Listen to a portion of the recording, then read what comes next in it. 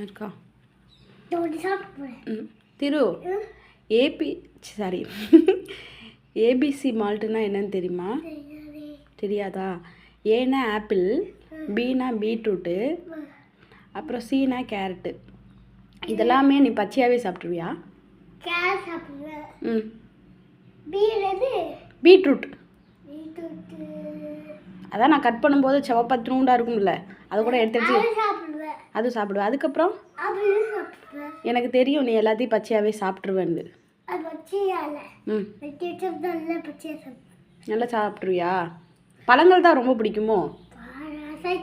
ம் எஸ்ஆர்கேனா புரியல.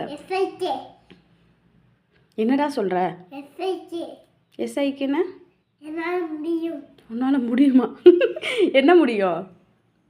சாப்பிட முடியும். சாப்பிட முடியும்.